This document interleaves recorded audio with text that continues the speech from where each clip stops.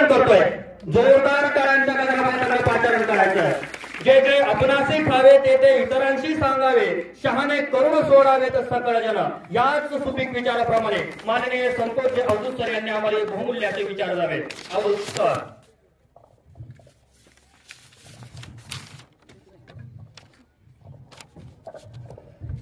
सन्माननीय व्यासपीठावर उपस्थित असणारे आजच्या या रौप्य महोत्सवी कार्यक्रमाचे सन्माननीय अध्यक्ष, शिक्षण तज्ञ MD देशमुख सर, प्रमुख पाहुणे संजयजी भोटे सर, प्रमुख पाहुणे महादेव खराटे सर, प्रमुख पाहुणे डॉक्टर गिरीश दत्तात्रय कुलकर्णी सर, सन्माननीय नुकतेच उपस्थित झालेले नेहरकर साहेब, सन्माननीय बिक्कड सर, सन्माननीय शिवकीर्तनकार मिटकरी महाराज, सन्माननीय वामन कुलकर्णी. सर्वप्रथम मी या देवधानोरा गावामध्ये ज्यांनी स्वातंत्र्यासाठी बलिदान दिलं, ज्यांनी आत्माहुती दिली, त्यांच्या पवित्र अशा प्रकारच्या या स्मृतीस मी विनम्र अभिवादन करतो. ज्या संस्थेला आज 25 वर्ष पूर्ण झाली, त्या संस्थेचा आज रौप्य महोत्सवी कार्यक्रम आपण या ठिकाणी संपन्न करत आहोत. श्री ज्ञान प्रबोधन मंडळ देवधानोरा संचलित गजानन विद्यालय देवधानोरा या संस्थेनं आणि शाळेनं आपली यशस्वी अशी 25 वर्ष पूर्ण केलेली आहे. या संस्थेचे माजी अध्यक्ष कैलासवासी चंद्रसेन बाजीराव बोंदर यांना प्रथम मी विनम्र अभिवादन करतो, ज्यांनी रोपटं निर्माण केलं, परंतु ते आज आपल्या इथं नाहीये. ते जर असते तर त्यांना आणखीन खूप आनंद झाला असता. संस्थेचे विद्यमान अध्यक्ष सन्माननीय चतुर्भुज तुळशीदास बोंदर सर, संस्थेचे उपाध्यक्ष आदरणीय ऍडव्होकेट शरदजी जाधवर साहेब, संस्थेचे सचिव आणि ज्या हुतात्मा सार्वजनिक वाचनालयाला आज 25 वर्ष पूर्ण झालेली आहेत,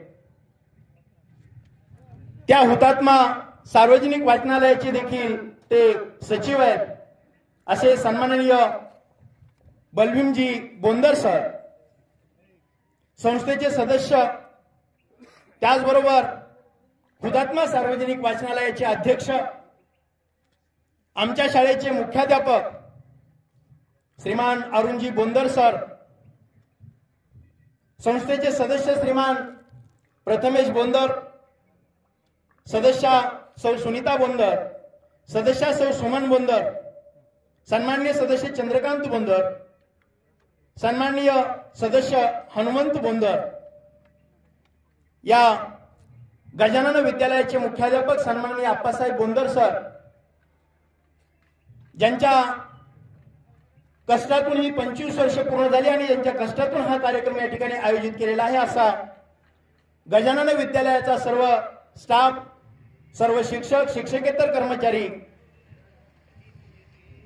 इतिहासाला कधीही पुसता येणार नाही असा निजामाशी जो लढा दिला. आत्ताच भोयटे सरांनी खूप काही सांगितलं, मी जास्त काही बोलणार नाही, परंतु पूर्ण गाव जाळलं आणि ते गाव खऱ्या अर्थानं नव्यानं पुन्हा निर्माण करण्यासाठी या संस्थेचा खूप मोठा वाटा आहे. कारण या गावातील अनेक मुलं शिकून मोठी झाली, चांगल्या चांगल्या पदावरती गेली, म्हणजे जाळलेलं गाव पुन्हा उभा करण्यासाठी खूप मोठा वाटा या गेल्या 25 वर्षामध्ये या संस्थेने दिलेला आहे. त्याबद्दल मी या संस्थेचं मनापासून खूप खूप अभिनंदन करतो.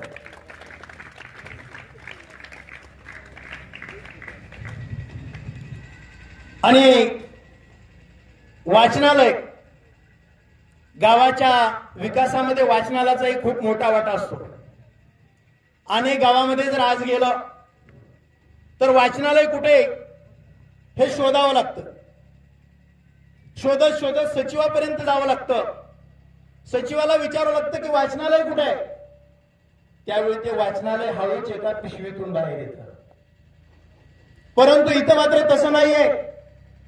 इथं वाचनालय आहे. या वाचनालयाची निर्मिती कशी झाली मला सरांनी सांगितलं. मला खूप अभिमान वाटला. संस्थेचे सदस्य आणि वाचनालयाचे अध्यक्ष सन्माननीय गोंदर सर यांनी सांगितलं, मी ज्यावेळी सुशिक्षित बेकार होतो 2000 मध्ये आणि मी एका तलाठ्याच्या हाताखाली काम करत होतो आणि तलाठ्याच्या हाताखाली काम केल्यानंतर मला 1200 रुपये मिळाले आणि ते 1200 रुपये मी माझ्या घर खर्चाला न करता मी वाचनालय उभा राहावं आणि त्यातून काहीतरी करावं असं त्यांना वाटलं. खरोखरच त्यांना हुंदका आलाय. त्यांच्यासाठी एकदा जोरदार टाळ्या. त्या 1200 रुपयामध्ये मला घर खर्च नकोय. मला गावासाठी काहीतरी करायचंय. आणि एवढंच नाही, मला अभिमान वाटतो माझ्या शाळेचे ते मुख्याध्यापक आहेत.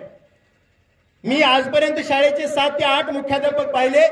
सर्व मुख्याध्यापकामध्ये सगळ्यात मोठा खर्च करणारा माणूस हा आहे. खोटं सांगत नाही.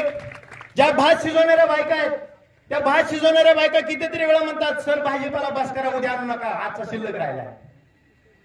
हे अगदी सत्य माझ्या डोळ्याने मी बघितलेलं आहे. खूप मोठ्या अशा प्रकारचे योगदान. आणि आजही ज्याच्यावरती अन्याय होतो त्याच्यासाठी उभं राहणारे व्यक्तिमत्व म्हणून हे अरुणजी गोंदर सर आहेत. कुणालाही हुंदका येऊ शकत नाही. मला किती जरी रडू म्हणलं तरी मी आता रडू शकत नाही, कारण का माझं काम तसं नाही. ज्याचं जळतं त्याला कळतं. आणि म्हणून त्यांचंही कार्य खूप चांगल्या प्रकारचं आहे. आणि त्यांनी या वाचनालय निर्माण केलं. हातावरच्या रेषा जर बदलायच्या असतील तर मेहनतीवरती विश्वास ठेवावा लागतो. पंढरीचा विठ्ठल आपल्याला सगळ्याला माहिती आहे. मी थोडस वेगळ्या बाजूने तुम्हाला घेऊन जातोय. खरं म्हणजे मला विद्यार्थ्यांना आणि पालकांना बोलायचं होतं. विद्यार्थी आहेत पण पालक मात्र काही जास्त दिसत नाहीयेत. असो, पंढरीचा विठ्ठल आणि पंढरीच्या विठ्ठलामध्ये भला मोठा फुलांचा हार होता आणि काही फुलं पायाजवळ पडलेली होती. पायाजवळ पडलेल्या फुलांना प्रश्न पडला आणि पायाजवळ पडलेली फुलं गळ्यातल्या हारातल्या फुलाला विचारतात, का रे बाबा, आपण एकाच झाडाचे आणि आम्हाला म्हणजे पायथ्याजवळ जागा, पायाजवळ आहेत आम्ही, आणि तुम्ही मात्र गळ्यामध्ये मिळवताय. त्यावेळी त्या हारातल्या फुलानं खूप सुंदर अशा प्रकारचं उत्तर दिलं. ते गळ्यातलं फुल हारातलं फुल म्हणालं, अरे बाबा, इथं येणं म्हणजे सोपं नाहीये. आमच्या काळजातून आरपार आम्हाला पहिल्यांदा सुई टोचून घ्यावी लागली, तेव्हा आम्हाला इथं येण्याचा मान मिळाला. या संस्थेला आज 25 वर्ष झाली. खरोखर सांगायचं म्हणजे मी सुद्धा एका संस्थेमध्ये नोकरी करतोय. संस्था म्हणजे काय असतं ते मला माहिती आहे. या शाळेमधील शिक्षक सुद्धा अनेक काळ त्यांनी बिनपगारी काम केलं. ही सुद्धा सुयाच आहे. आज 80% अनुदान आहे. 100% अनुदान असणाऱ्या शाळेची सुद्धा इमारत अशा प्रकारची नाहीये. 100% अनुदान उचलणाऱ्या शाळा पत्र्यामध्ये भरतायत, पण ही शाळा 80% अनुदानावर. ते मला इथं आल्यानंतर माहित झालं, मला माहित नव्हतं. एवढी सुंदर इमारत उभी केली. अरे पायरीला सुद्धा ग्रेनाइट आहे. माणसं घरात टाकत नाही. म्हणजे हे जे सगळं होतंय ना, हे मेहनतीवरती विश्वास ठेवून समस्या, अडथळे या सगळ्यांना दूर करत करत अनेक समस्या, गावातील समस्या, विद्यार्थ्याच्या समस्या, या सगळ्यांना तोंड देत देत कष्टातून हे सगळं उभं केलेलं आहे. मुलांनो, तुमच्यासाठी यांनी एवढं केलंय. समोर बसलेल्या विद्यार्थ्यांना उद्देशून मला सांगायचं आहे, हे कष्टातून यांनी उभं केलं ते तुमच्यासाठी आहे. तुम्ही याचं सोनं करून घ्या. डॉक्टर APJ अब्दुल कलाम म्हणतात, स्वप्न पहा. स्वप्न पहा, पण कोणती स्वप्न? आपण संध्याकाळी झोपल्यानंतर पडतात ती स्वप्न नाही. कोणती स्वप्न पाहिली पाहिजे? ज्या स्वप्नामुळे झोप येणार नाही अशा प्रकारची.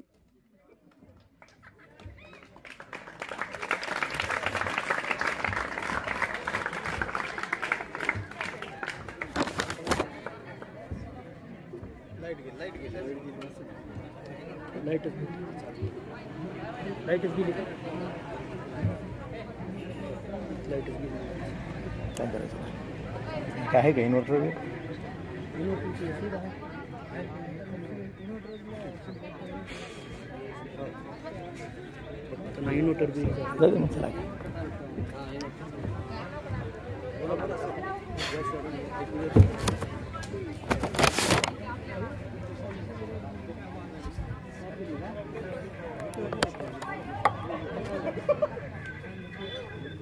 आवाज जाणार नाही.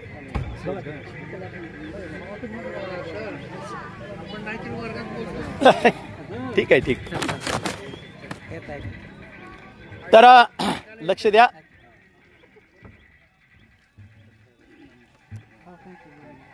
APJ अब्दुल कलाम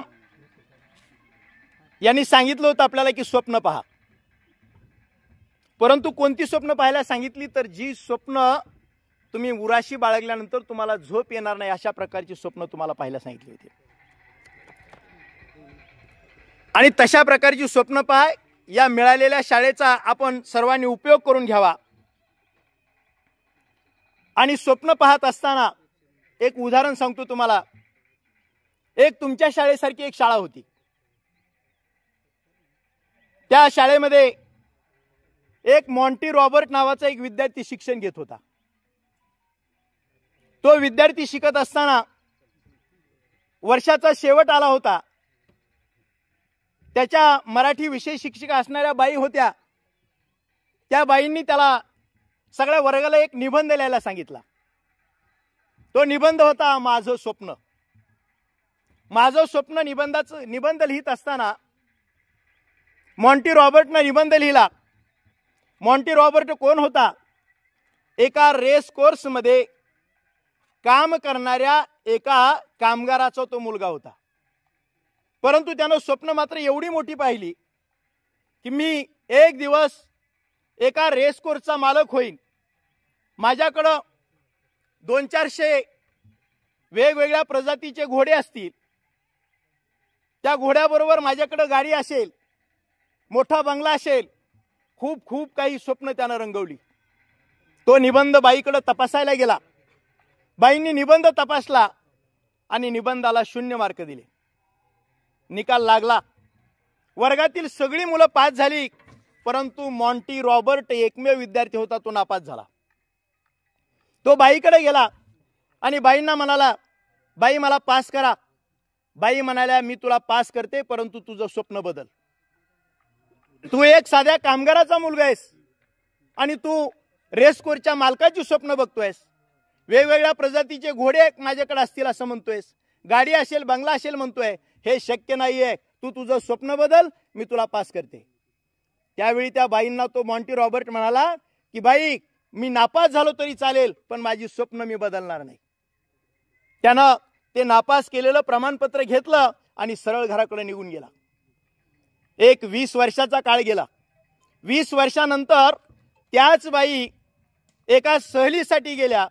शाळेतले विद्यार्थी घेऊन गेल्या आणि रेस कोर्सची पाहणी केली. रेस कोर्स पाहिल्यानंतर त्या ठिकाणी असणारा जो मालक आहे, त्या मालकाने विद्यार्थ्याकडून 1ही रुपया फीस घेतली नाही. दुपारची वेळ झाली.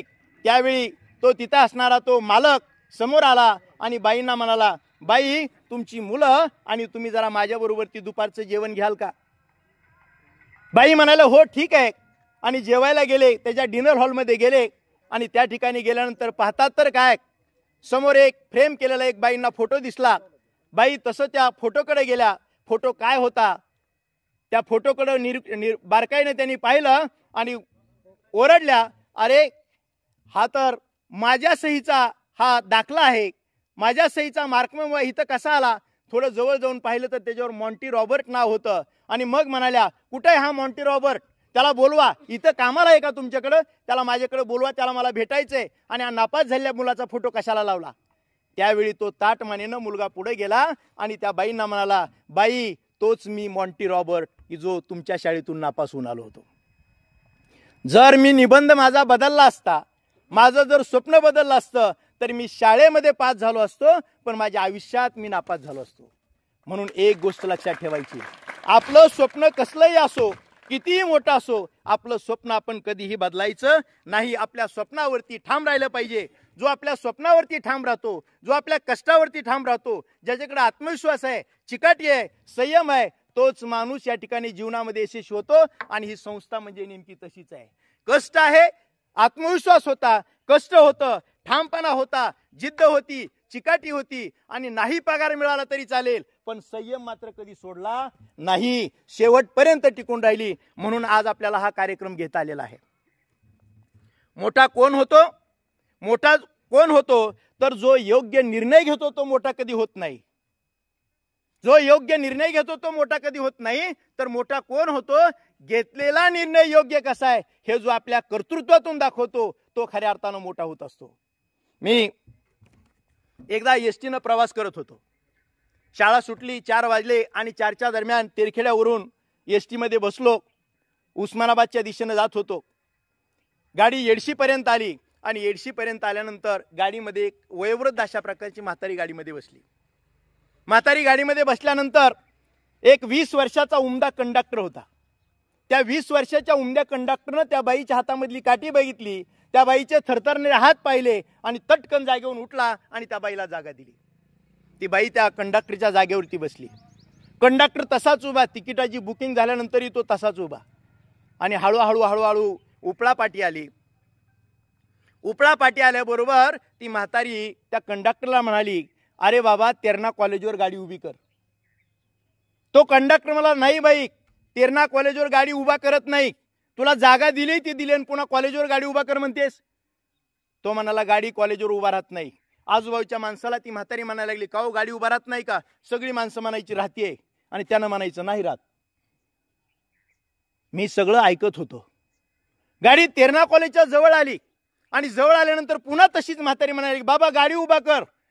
तो म्हणाला, बाई, आजी, शाळेवर कॉलेजवर गाडी उभा राहत नाही, रस्त्यावर गाडी उभा करतो. तेव्हा म्हातारी हसली. मी कॉलेजवर कधीच गाडी उभी करत नाही, मी गाडी कुठं उभी करतो? रस्त्यावर उभी करतो. म्हातारीला हसू आलं. म्हातारी खुदकन हसली, जागा सोडून उतरली. मी तसाच गाडीमध्ये बस स्टँडला गेलो. बस स्टँडला गेल्याबरोबर उतरले. कंडक्टरी खाली आला. मला त्याचा हेवा वाटला. 20 वर्षाचा मुलगा एका म्हाताऱ्या बाईला जागा देतोय, तिचा आदर करतोय आणि विनोदानं आपली नोकरी कशी पुढे घेऊन जातोय याचा मला आदर वाटला. त्याला म्हणलं, एक मला तुमचा फोटो काढायचा आहे. तो म्हणाला, ठीक आहे, या. फोटो असा काढू म्हणता तो मला, नाही, इथं नाही म्हणला फोटो काढायचा, माझ्या गाडीच्या समोर काढायचा. जी गाडी आहे ना माझी बस लालपरी आहे ना, तिच्या समोर काढायचा. दोघंही समोर उभं राहिलो आणि त्या गाडीचा आमच्या दोघांचा फोटो घेतला. याच्यावरून लक्षात घ्या की आपलं जे कर्तृत्व आहे त्या कर्तृत्वाबरोबर ज्याच्यावरती आपण जगतोय त्याच्यावरती आपलं खरं प्रेम असलं पाहिजे. आणि म्हणून या लोकांनी ही सगळी रंगरंगोटी केली. या संस्थेनं नुसतं मिळवणं हा उद्देश नाही, तर याच्यामध्ये प्रेम आहे, गावाचा विकास आहे, या सुद्धा गोष्टी या ठिकाणी आपल्याला दिसून येतात. मुलांनो, मला तुमच्याशी थोडंसं बोलायचं आहे. सरांनी सांगितलं की संगत चांगली करा, आणि अतिशय सगळ्यात महत्वाची गोष्ट आहे. संत कबीर म्हणतात, संगत की ज्ञानियों की तो ज्ञानी बन जाए, संगत की ज्ञानियों की तो ज्ञानी बन जाए, और संगत की गाढव की तो 2-2 लाता खा जाए. गाढवाच्या जर संगतीत राहिलं तर लाताशिवाय दुसरं काही मिळणार नाही. याच्या पुढे जाऊन तुम्हाला सांगतो, पाऊस पडतो, एकाच ढगातून येणारा एक थेंब आणि ढगातलं पाणी जास्त, ते मला वाटतं सगळ्यात शुद्ध पाणी. त्या पाण्या एवढं पाणी कुठलंही शुद्ध नसतं. ढगातून पाण्याचा पडणारा एक थेंब ज्यावेळी नालीमध्ये पडतो, बघा, ढगातला एक थेंब ज्यावेळी नालीमध्ये पडतो त्यावेळी तो नाली सम होऊन जातो, त्याला किंमत कसलीच राहत नाही. आपलं सुद्धा तसंच आहे. जर आपण एखाद्या वाईटाच्या जर संगतीमध्ये गेलो तर आपल्याला चांगलं कुणी म्हणणार नाही. तोच दुसरा थेंब, एकाच ढगातून आलेला एक थेंब नालीमध्ये पडतो, त्याचं पूर्ण नुकसान होतं. दुसरा थेंब पडतो एखाद्या तलावामध्ये, ज्यावेळी त्याच ढगातला एखादा दुसरा थेंब दुसऱ्या तलावामध्ये पडतो त्यावेळी तो थेंब एखाद्याच्या मुखामध्ये जातो आणि त्याची तहान भागवतो. बघा, संगतीचा परिणाम किती मोठा असतो. त्याच ढगामधला एखादा तिसरा थेंब ज्यावेळी एखाद्या शिंपल्यामध्ये पडतो त्यावेळी त्याचा मोती होतो आणि गळ्यामध्ये मिरवतो. म्हणजे आपण कुणाच्या संगतीमध्ये असतो हे खूप महत्वाचं असतं. आणि म्हणून संगत गुण महत्वाची आहे. मोठं व्हा, खूप हुशार व्हा, खूप अभ्यास करा, किती मोठं व्हा. एक राजाचं उदाहरण सांगतो. एक राजा आणि एक प्रधान होता. राजाचा प्रधान खूप हुशार होता. पंचक्रोशीमध्ये प्रधानाची खूप किंमत होती. त्याची हुशारी सगळ्यांना माहिती होती. आणि मग राजाने एके दिवशी ठरवलं, अरे आपला प्रधान जेवढा हुशार आहे, प्रधानजीचा मुलगा कसा आहे जरा एकदा बघूया. म्हणून राजाने काय केलं, एके दिवशी प्रधानजीच्या मुलाला बोलवून घेतलं आणि प्रधानजीच्या मुलाला बोलवलं आणि सांगितलं, ही बघ माझ्याकडे 2 नाणी आहेत.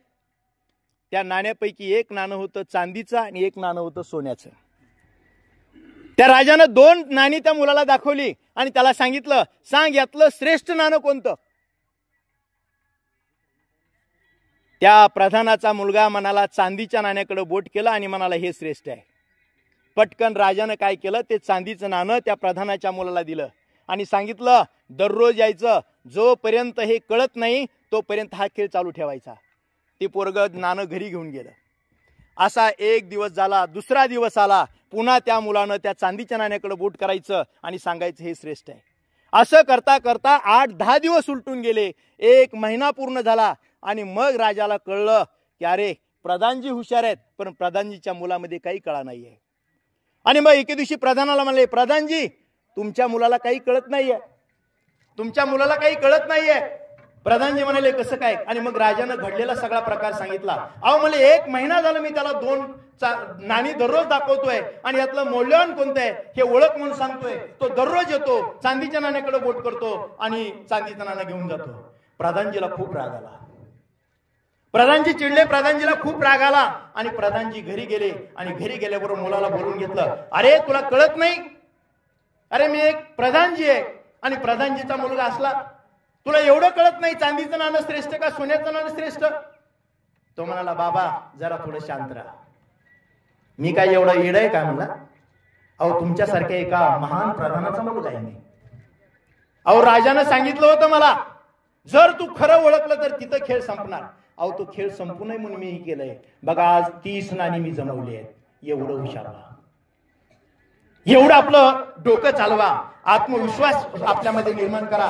किती आत्मविश्वास असावा. स्वामी विवेकानंदांना ओळखता का. स्वामी विवेकानंद माहिती आहे, स्वामी विवेकानंद माहिती आहे, परंतु स्वामी विवेकानंदामध्ये किती आत्मविश्वास आहे हे मात्र मला वाटतं माहित नसेल.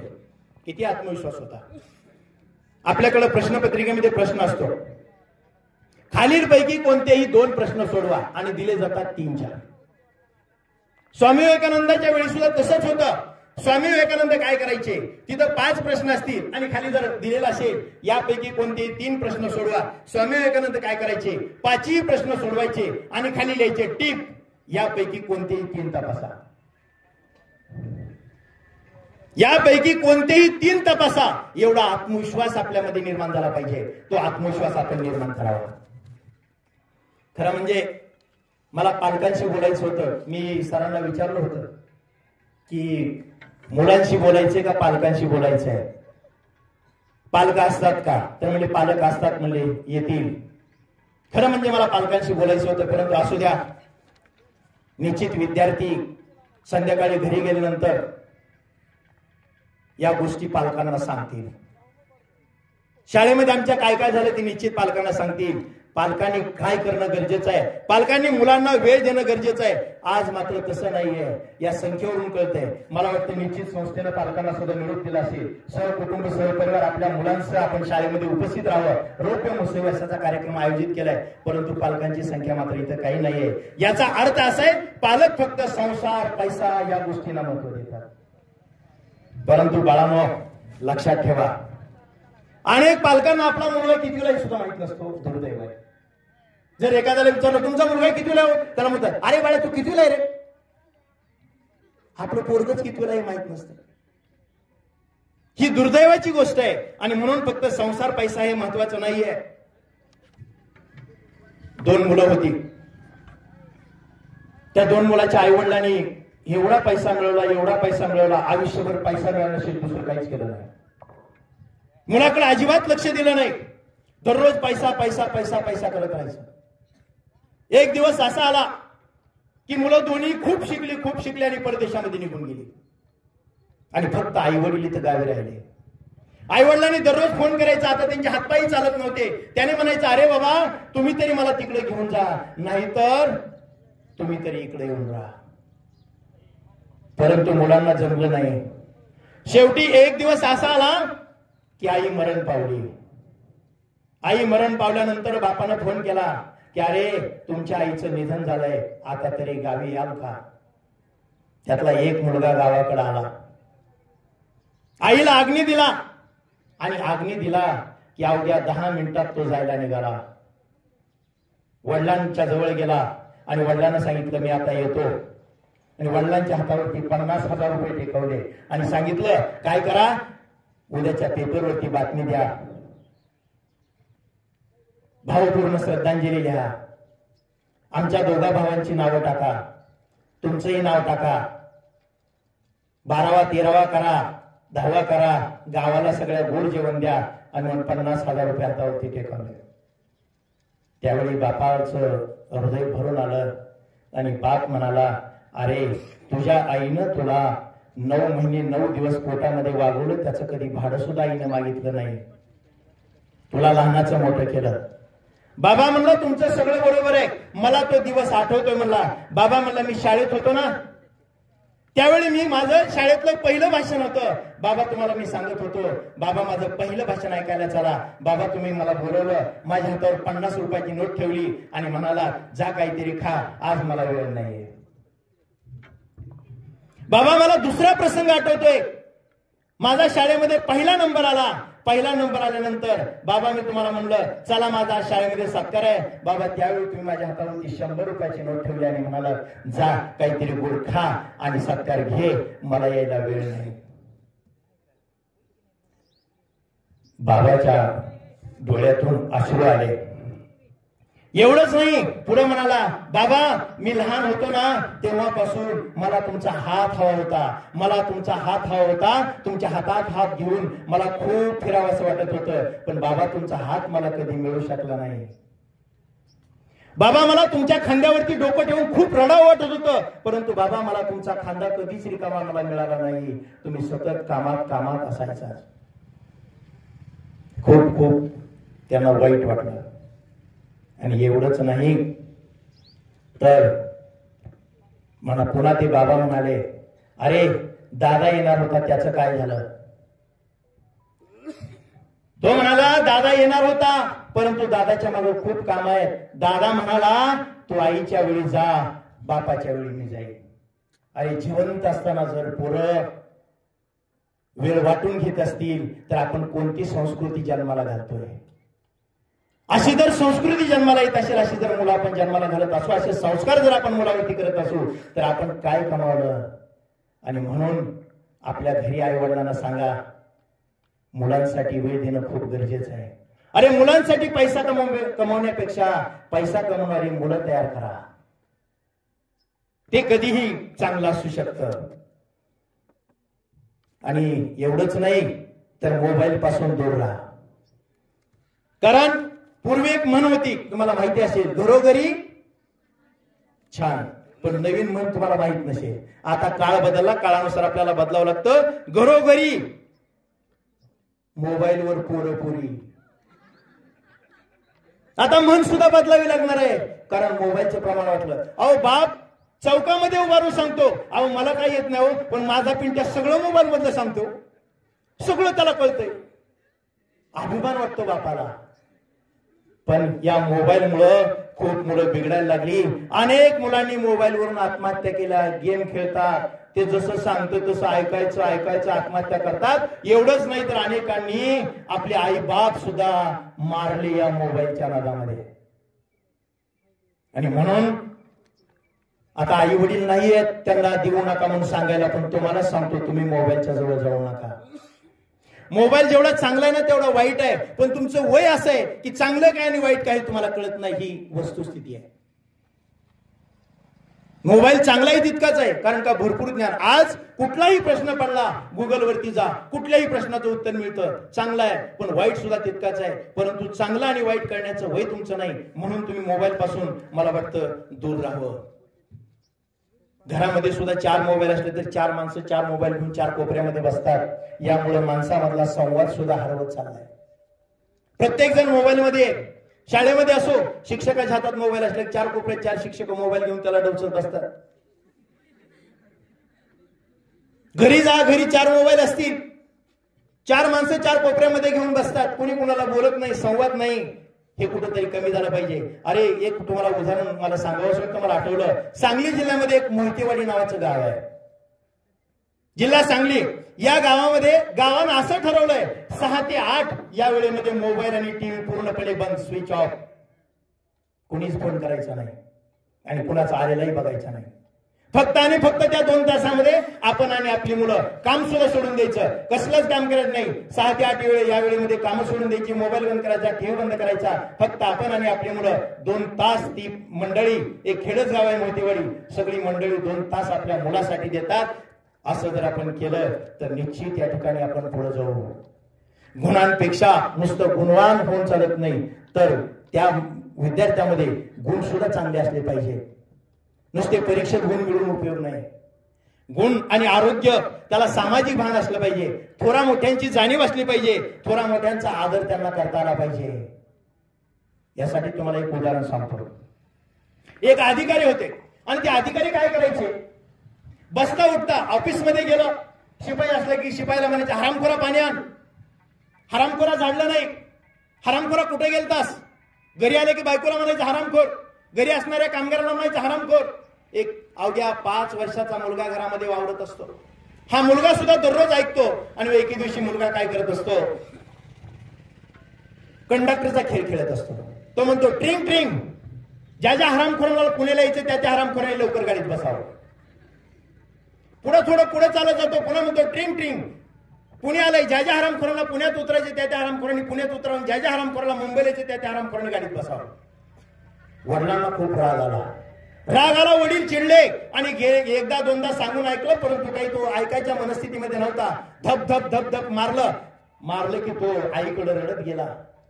आणि माहितीये वडिलांनी मारलं की आईकडे जातं, आई सांत्वन करते, आहे की नाही, माहितीये. आईने त्याला शांत केलं आणि शांत केलं की ही 5 वर्षाची मुलं म्हणजे निरागस असतात. या निरागस मुलगा पुन्हा हॉलमध्ये आला तर तो भान सगळं विसरून जातो आणि हॉलमध्ये आल्यावर पुन्हा म्हणाला ट्रिंग ट्रिंग, आत्ताच्या एका हरामखोरामुळे गाडी 10 मिनिट लेट झाली. अहो आपल्यावर सुद्धा कधी वेळ सांगता येत नव्ह. सांगायचं तात्पर्य म्हणजे मला काय म्हणायचंय, आपण गहू पेरला तर काय उगवणार आहे, ज्वारी पेरली तर काय उगवणार आहे, आणि वाईट शब्द पेरले तर काय उगवणार, वाईट शब्दच उगवणार.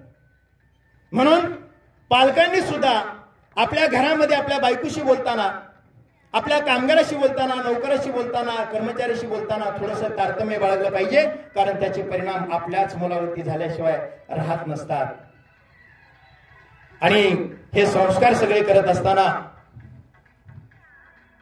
खूप काळजीपूर्वक मुलांसाठी वेळ दिला पाहिजे.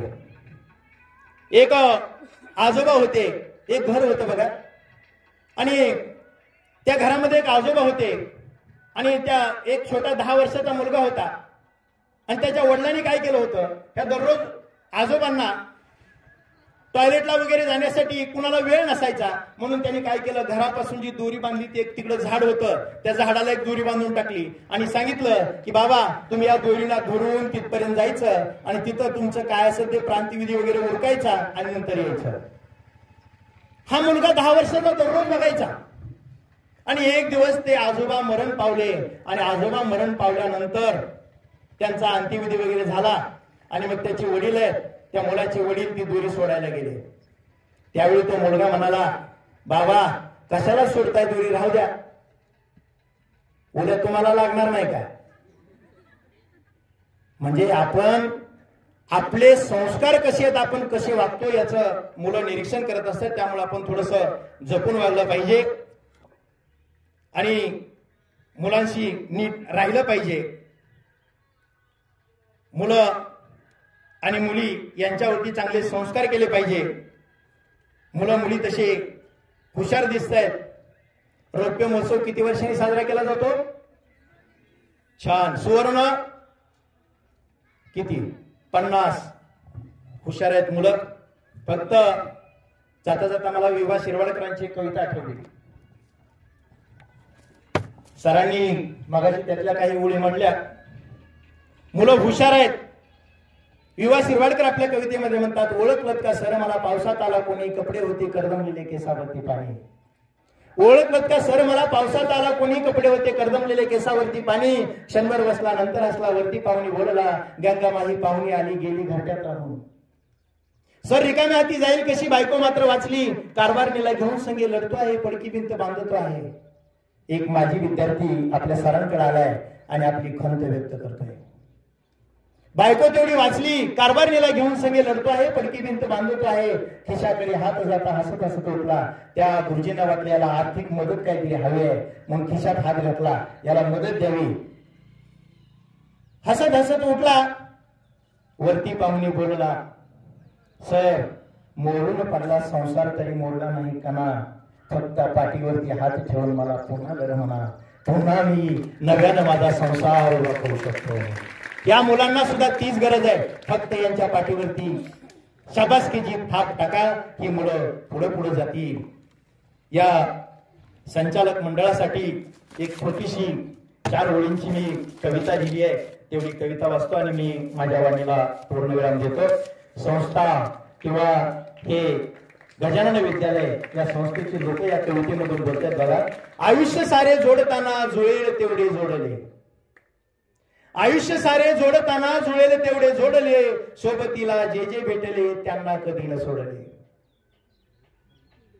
आयुष्य सारे जोडताना जुळेल तेवढे जोडले, सोबतीला जे जे भेटले त्यांना कधी न सोडले. नाही म्हणणे कधी जमलेच नाही, होईल तेवढे केले. नाही म्हणणे कधी जमलेच नाही, होईल तेवढे केले. कुणी वाईट म्हणो कुणी चांगले म्हणो त्यांच्यावरती ते सोडले. कुणी वाईट म्हणो कुणी चांगले म्हणो त्यांच्यावरती ते सोडले. स्वार्थ कधी शिवलाच नाही चालताना वाटेवर. जर स्वार्थाला शिवलं असतं तर इमारत मला वाटतं उभी राहिली नसती. स्वार्थ जर करत बसले असते तर इमारत उभी राहिली नसती, 2 एकर जमीन आली नसती, रस्त्याच्या कडेची जागा मिळाली नसती.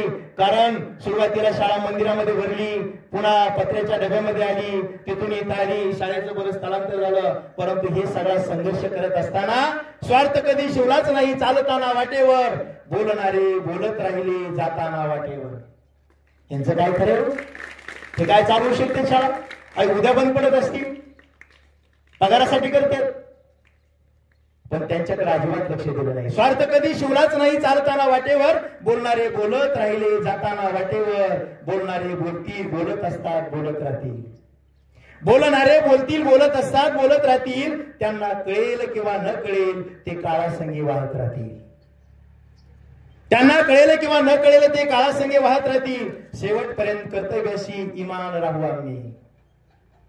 शेवटपर्यंत कर्तव्याशी इमान राहू आम्ही. बेईमान कधी झालोच नाही. शेवटपर्यंत कर्तव्याशी इमान राहू आम्ही. बेईमान कधी झालोच नाही. आणि सगळ्यात महत्वाची गोष्ट म्हणजे उलटली जरी वादळे कित्येक त्यांना कधी शमलोच नाही. उलटली जरी वादळे कित्येक त्यांना कधी शमलोच नाही. स्वार्थी वैभवी जगात नांदो. स्वार्थी वैभवी जगात नांदो. पंक्तीत त्यांच्या वाढलोच नाही. हिम्मत बांधून कष्टात जगलो हे लोकांना कधी कधी कळलंच नाही. हिम्मत बांधून कष्टात जगलो हे लोकांना कधी कधी कळलंच नाही. भविष्यात आपल्या या संस्थेची अशीच प्रगती होत राहो आणि पुन्हा आम्हाला सुवर्ण महोत्सवासाठी पुन्हा निश्चित या ठिकाणी तुम्ही निमंत्रण द्याल. सुवर्ण महोत्सवी कार्यक्रम अशाच प्रकारचा याच्यापेक्षा मोठ्या थाटामाटात या ठिकाणी संपन्न करावा हवा अशा प्रकारची ईश्वरचरणी मी प्रार्थना करतो. मुलांना मोठं व्हा, खूप मोठं व्हा, खूप मोठं व्हा, इतकं मोठं व्हा, इतकं मोठं व्हा की भाग्यवान या शब्दाचा अर्थ तुमच्याकडे पाहून आम्हाला कळावा. एवढं मोठे या ठिकाणी व्हा. उद्या येणारी फेब्रुवारी 2025 मध्ये इयत्ता 10वी बोर्डाची परीक्षा आहे. त्या सर्व मुलांना हार्दिक हार्दिक परीक्षेसाठी शुभेच्छा. संस्थेला शाळेला वाचनालयाला मनपूर्वक या ठिकाणी शुभेच्छा देतो.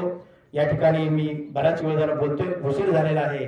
मला असंच बोलत राहावं वाटतं आणि तुम्हालाही असंच ऐकत राहावं वाटतं. परंतु कुठंतरी वेळेस आणि काळाचं भान ठेवलं पाहिजे म्हणून मी या ठिकाणी थांबतो. जय हिंद, जय महाराष्ट्र.